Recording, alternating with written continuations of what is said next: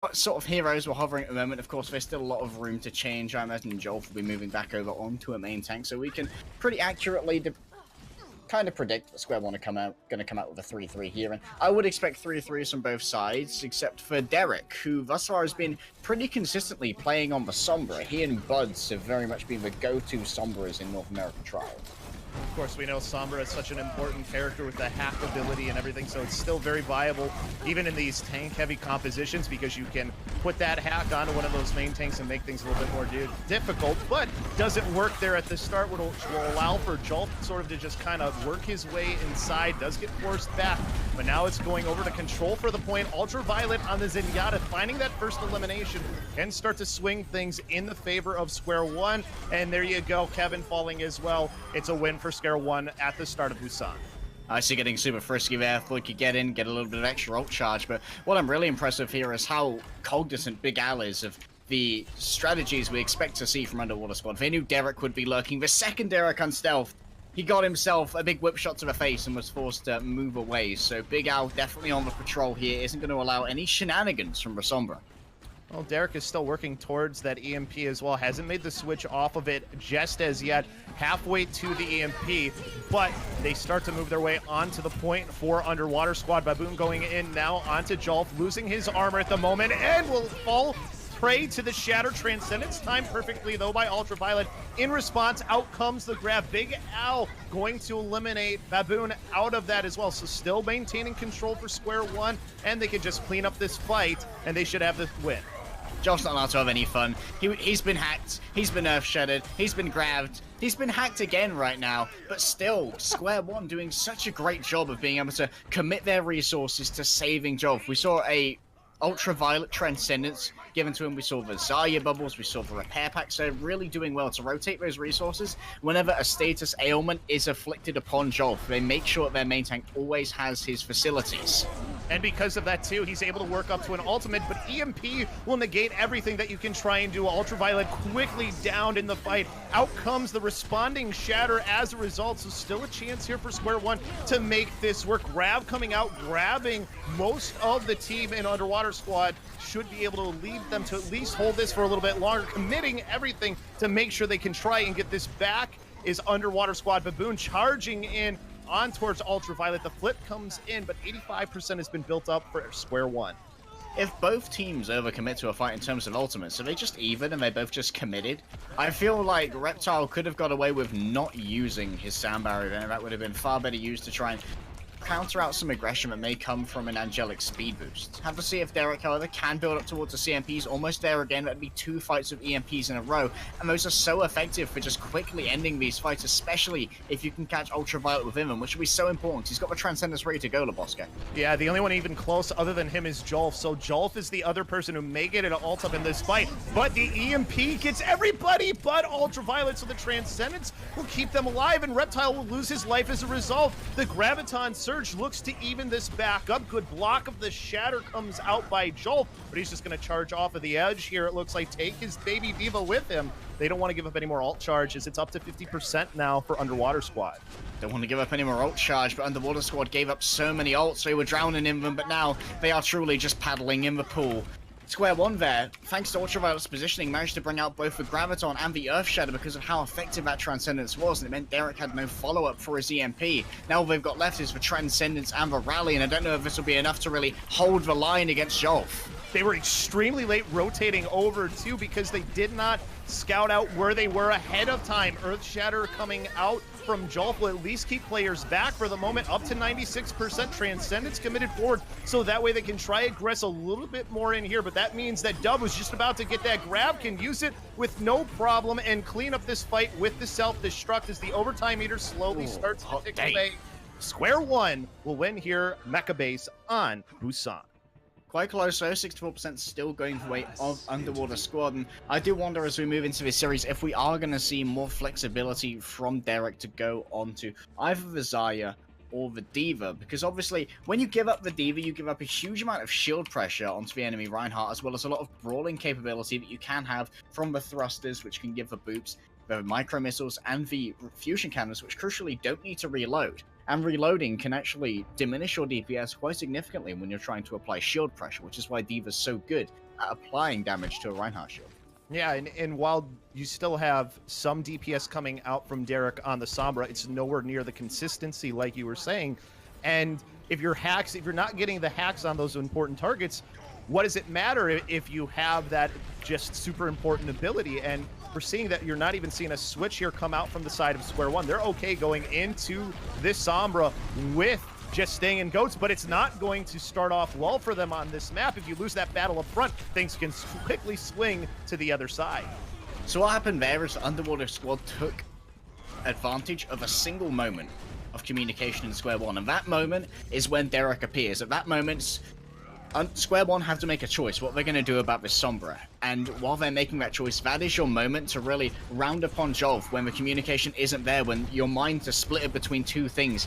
That is your moment, and they seized it. This is what they need to continue doing. Use Derek not only as a hack or as a DPS, but as a distraction. There's still not a significant ult advantage for them. Derek is getting close to that so important EMP. Jolf making sure to use this corner to his advantage so he can try and work his way around and maybe just get on that point, start aggressing forward with Big Al, who uses the rally, blocks the Earth Shatter for the most part. Ultraviolet did get caught into it, but nobody's able to capitalize on top of it.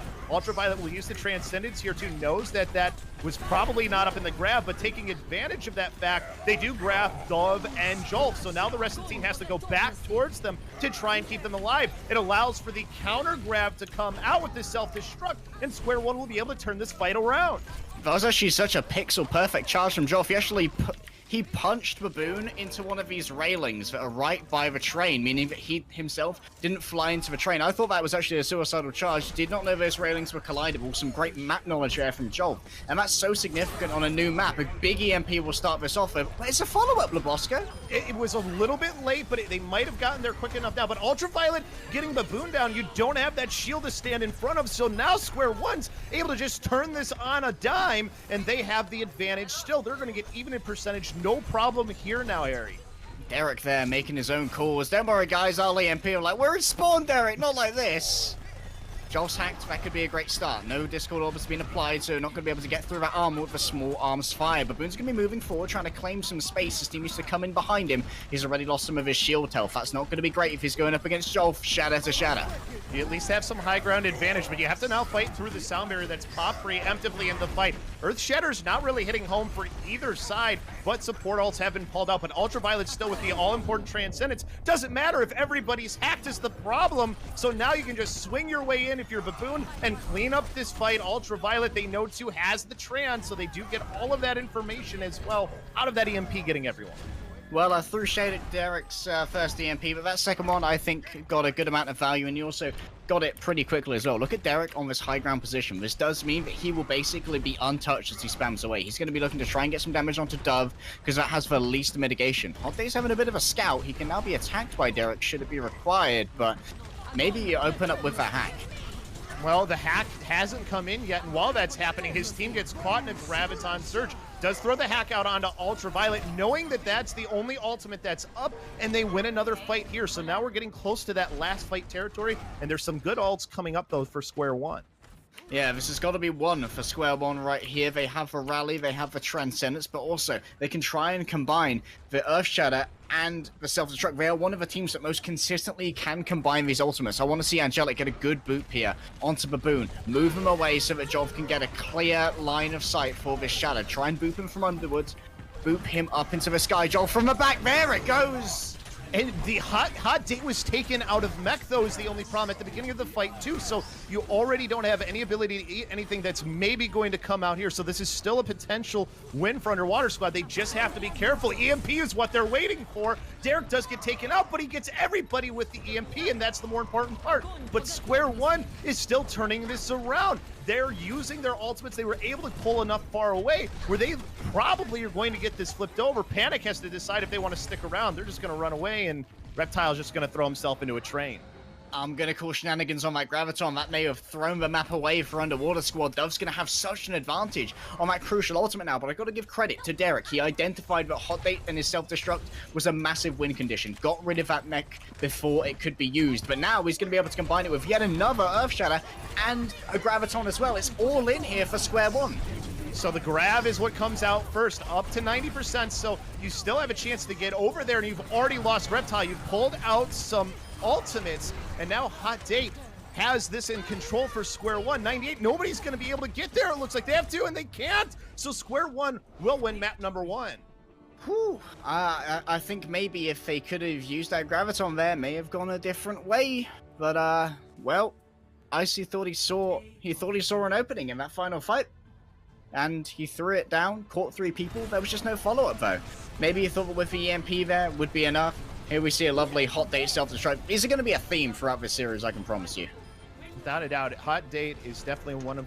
You mentioned it, I think, right at the beginning, that that Hot Date was somebody that we should definitely be paying attention to on the side of Square One, and obviously it's come to fruition here already pretty much early on. Derek knowing that as well, getting that hack off. But I think Square One, they've been showing here throughout trials that they are definitely one of the teams that is really forcing their way in. But for Underwater Squad, this is an important matchup for them. If they can take some maps off here, they stay in front, but they also need the win as well if they can get it.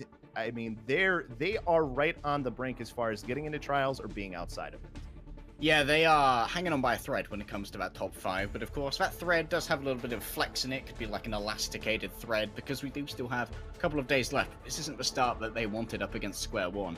And I really am a fan of how Square One basically just exemplify the path to pro. So few of these players I had ever heard of before North American Open Division Season 1, which I imagine you commentated on them quite a few times. I didn't touch North American Open Division, didn't really get the chance, unfortunately, but have you seen much evolution in this team? This is a team that I think continues to get better. I think that when you talk about what they've just added as far as coaching too, I think is something that kind of shows their commitment. They've added somebody who's an alum of BGG like you and I, and Vowels, who's become part of this team as well. They're very committed players and just team members, and they're showing it here. I think that there was always this expectation that in trials they would be a good team. I mean, they lost to a team in Mirage in Open Division when they were then known as Path to Poverty, to a team that had added a player like Mangachu to their roster, and they played that team to a Game 7. It was an incredible series. That was a nail biter. I was very happy to watch that one. I got to watch that one too, so I was one of the people who got to cast that. So it was, from that point on, it was kind of just how far can they take this. It felt like that they could take this into trials and get a contender spot, and that's why they're near the top right now with the team in Skyfoxes, who we get to see a little bit later. But looking at where we're going next, it looks like we are going to King's Row as our next map. Going to Britain in my honor, no doubt. This will have been the choice, of course, of Underwater Squad. I wonder if they believe that there's more value to be extracted from Rasombra here, because given what we've seen thus far, the boss guy wouldn't anticipate that they would be they'd be moving. We have actually started the game with the wrong names on our teams, so be warned, at the end of this, the wrong team will come up as having won. I think the one forewarned. That it's a good thing to do, because you know that people will ask about it, will complain about it, and it's like, chat, we know. We know. We're not to that patch yet. We're almost there though. Time out, chat. Time out. Right. We're almost there. Not quite, but one thing for sure, hybrid maps undefeated right now for Underwater Squad. So you know that this is a map type that they definitely feel comfortable on. King's Row, I mean, we know that this is, Scrim's Row, everybody practice on it a lot, but this has become a very triple tank, triple support heavy map type just because of how things are constructed. And we know that Square One is pretty good at that comp. Yeah, it definitely has lent itself to these tank heavy compositions because of the way that the streets are laid out. Basically, well, obviously, King's Row was one of the first designed maps in Overwatch, and Reinhardt was one of the first designed heroes in Overwatch. So if you're trying to convince people that there's value to be had from Reinhardt's shield, you can design these corridors so they're basically exactly the same width as Reinhardt's shield, and they are also about exactly the same width as the apex, or the, I guess it's the perigee? I don't know. The mathematical term, the furthest point of Reinhardt's Earth Shadow, that angle is about equal to the width of these streets. So on second point, that is where Reinhardt can really get a load of value, and on third point too. This first point, however, less favorable to Reinhardt, but still quite favorable. Does mean that you can bring out other tank compositions like an Orisa and not have to suffer so much. But it does look like Jolf has offered to come out with a defensive Reinhardt this time. And so they will go defensively Reinhardt, and you'll see on the other side, they're just going to go with your standard Zenyatta goats as well. So that's what we'll be bashing into each other here around that statue of Mondada, as Baboon just trying to force his way in, trying to use those bubbles as best as possible. And Reptile aggresses in as well and gets the boot kill on. So controlling this point already is the side, the team with Icy and everyone else. They will get this first capture point. Got to watch out for those reptiles in the grass. They'll sink their teeth in, and Jolv certainly experienced the venom for Lucia that time around. Underwater Squad will get a first point capture, it would appear. Scale 1 don't seem to be in any position to contest. They'll just take the territory of this first corner, and it looks like Jolv may want to, oh no, he is actually going to go up to this first sort of like archway. I was worried as if he was going to be able to make that commute without being taken down on the way, but this is great positioning here for Square One. It's going to allow Jolv to rotate around this archway very effectively. He has to be careful, though. He is getting extremely low, and he's actually just baited into his shatter for Baboon. So they will clean this up, no problem, and this cart will start to move through this streets phase for the side of Underwater Squad. I'm not a fan of how aggressive that went. Square One had the pretty much the best positioning you could hope for by holding that archway. It would have forced Underwater Squad to basically filter themselves through that small choke, even smaller, while you've got the cart held there as well. So few avenues by which you could move, but they allowed Underwater Squad to leverage the huge space that is available in that courtyard by moving into their defensive position. So really, Square One sort of brought that on themselves. They will get another chance here, though, in the streets phase to at least try and get this turned back around. But a good grab on the corner grabs plenty of players. Self-destruct in a little bit late, though, so they don't really get that grab self-destruct combo. That opens the door now for Square One, and they take this back with no problem. They combo their ults perfectly. I gotta give credit to Dove there. Getting a good shield onto Big Al did mean that he could absorb a huge amount of the area of effect of that self-destruct. Of course, it is line of sight based. If you can sort of lock down a significant angle, everything beyond that angle will be safe from harm, and that's why you can get incredibly close with Xayah shields and lock down a huge amount of those effective radiuses of the Earth Shatter, and that's exactly what Dove did. Excellent timing, making sure the bubble was not broken for incoming damage, only from the self-destruct, and then they executed their own combo. Now you can hold at this corner and make them have to filter their way through. Not quite as good of a choke as the one that you were talking about earlier, but it's still a good point to try and hold. Out using the sound barrier at the start, self-destruct goes flying as well with nothing to be found because of it. Earth Shatter does manage to catch a few, but the Transcendence is timed perfectly to make sure that the fall of damage doesn't do anything at all, and Jolf just gets pushed back away from his entire team, and the grab catches the rest, and they start to fall, and this cart will move again. I admire the attempt there. Angelic got a nice boop onto Baboon, which displaced him, allowed Jolv to lay down the shadow upon his remaining team, but it was a great Transcendence there from Panic, saved everyone from Underwater Squad, allowed for the counter-attack to come through, and now Baboon has such a premium on this ultimate charge. He can be so much more aggressive than Jolv, because Jolv knows he has the Earth Shadow soon, has to be careful to try and block that out. And they aren't even going to be able to reach a point in time. So now they might decide to back off here or hold this first corner. They've got to decide whether they want to contest these earlier spawns or if they want to try and play for time.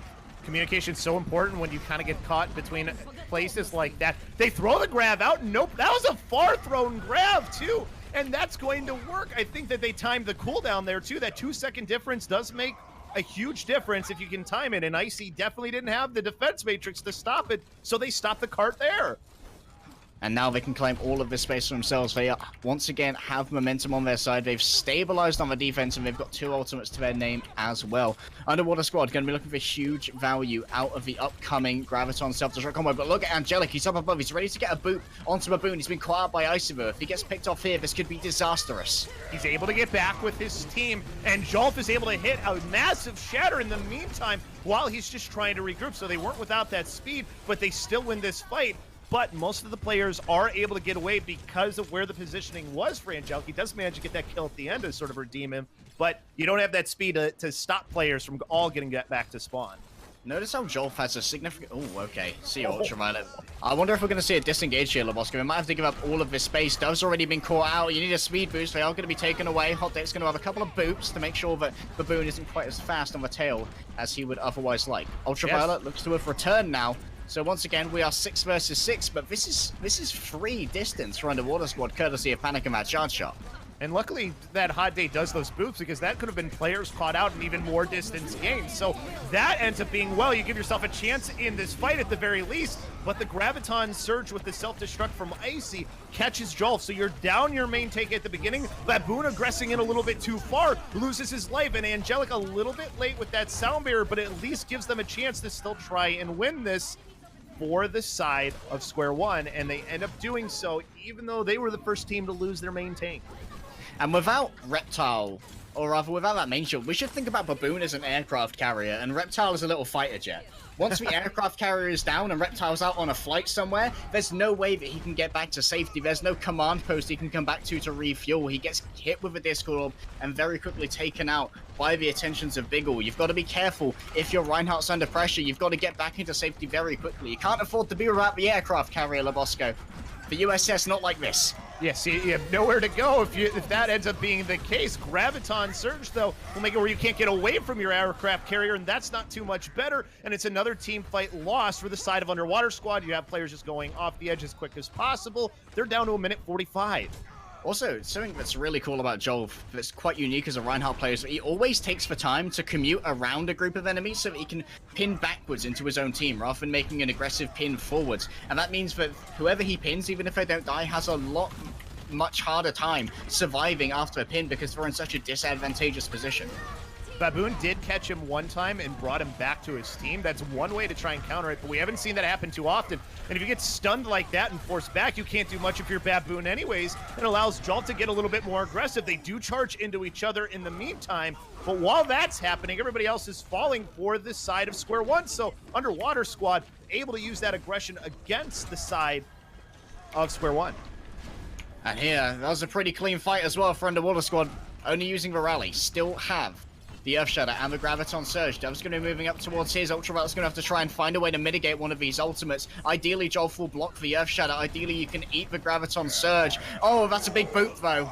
And a big counter shatter, but nobody was able to really push in it. They just throw out the grab to make sure that they can try and take advantage. Self-destruct thrown in desperation from Square One, but they're already in a bad spot. They've all been forced back into that little area. It works out, though, because they're able to get Baboon out, and Jolf is still alive, so he can push back forward. So now, Underwater Squad, you only have 23 seconds. You have to decide if you're going to go into it, and that's what they're going to do. But there's ults ready on the side of Square One. They're able to just take this fight and control it. Icy on the card is the only one left, but they've lost this fight. Now you have two players back that don't know what to do.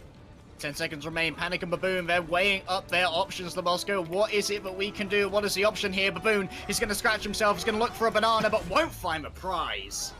They're going to end up being just short of that end of this map that is so important when you talk about these hybrid types.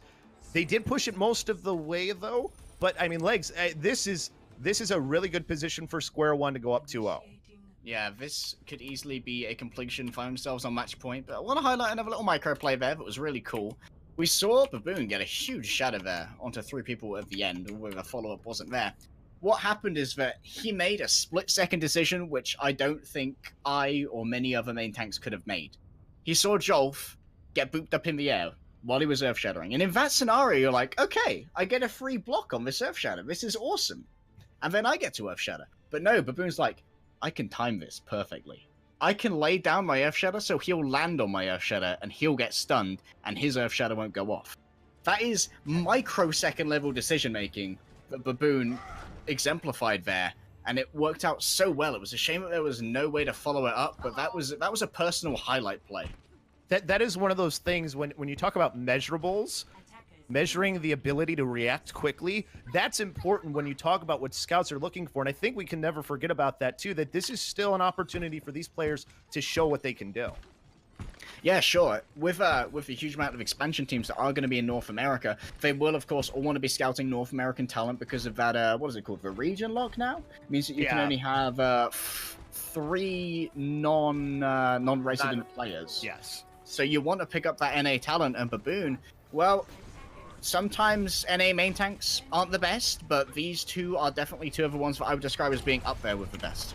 They are definitely tanks to watch and have made it a focal point for these battles that we've seen. Baboon getting a bubble here as well. It's being forced back, so Square One being able to just force their way in as of right now, chasing down the Zenyatta, but now they're going to get caught because of it. They weren't able to get the Zen down in Panic fast enough, so this ends up being a win for Underwater Squad here, back in this back area where, you know, that's where you don't want your team fights going there. Underwater Squad, man, they don't panic. They just thrive on the panic. Panic baited them in, and then it was a long-range charge from Baboon. Look at the discrepancy in ult charge between Jolf and Baboon at the moment. Baboon is about 70% ahead, 4% away from that Earth Shatter. He's going to be able to rock Square One by surprise if they're not expecting this. Yeah, if they track this, I'd be really impressed. We'll see if Baboon can play it off well, that he maybe doesn't have it yet, is something that he can do, and they definitely weren't ready for it, no doubt. And the Earth Shatter is massive, and they force back, charge into Dove, and make sure that high charge Zarya doesn't get back into spawn. You know what they say, man, baboons can be absolutely brutal, and this one is certainly doing a good cosplay of his namesake. Dolph was just left reeling. What the hell am I doing? He already lost a huge amount of shield health there as well. Could have been broken before Baboon put that down. Dove and Derek were about equal on the Graviton charge. Derek's going to get it first, can control the tempo of this game if he uses a speed boost to move forward with that. You'll need to use speed boost as well to put Baboon into swinging range. Only about 50% behind, too, is Baboon as far as getting another shatter. So the Graviton surge, perfectly timed, self-destruct. Jolf is gone after the pin takes him out of the Graviton, so you don't get the full effect of that self-destruct combo, but you do at least still have the opportunity, and Baboon has made himself another ult in this fight, even though his team is stuck over by that Grav, so there's still a chance here for Underwater Squad. Only problem is there's too many respawners coming back for Square One. They'll finally open this, but it was not easy. Baboon there got 2 ultimates in the space that Jolf got 1, and he hasn't even used it yet, but the thing is, he got a little bit greedy. He went for the Earth Shadow on 3 people, but did not catch Dove, which was so important, because that meant Dove, with his high energy, could just throw out mortars into an unshielded massive squishies. That's a lot of damage, and, well, you can do as much as you want as a Reinhardt, but you'll end up being like, guys, I shattered 3 people. Where's my team? Where's my team? Turns out they're dead, and the point is gone as well. So now, Underwater Squad, they're going to play in the archway. If they don't give up this defensive positioning and allow Square One to leverage this courtyard, they'll be in a much better position than when Square One managed to mess this up on their own defense. A high charge Zarya and an Earth Shatter available for Jolf is a one way to definitely try and take advantage of that for Square One. And of course, you can aggressively use your sound barrier. They do get 2 down because of the Shatter as well, and Hot Date eating that grab is so important too, so nobody gets caught up. You don't have to expend any more ults. You're going to keep this going through the streets, and you still got about 3 minutes, and you're going to get to the end before another recontest. Derek is going to get out with his energy, which is hyper important. If he didn't have that available, then it might be very hard to build up towards a Graviton, and you're already at a deficit compared to Dove. So it's high energy versus high energy. We are going to see Derek probably use some of those personal barriers to get himself a little bit more of that before the next fight, and doesn't like Underwater Squad are in a great position to be able to contest this before it rolls into second point, and right now, looks like Square One are without Big Al. They're going to have the backup, so they are in effective range of their Brigida should they require that backup.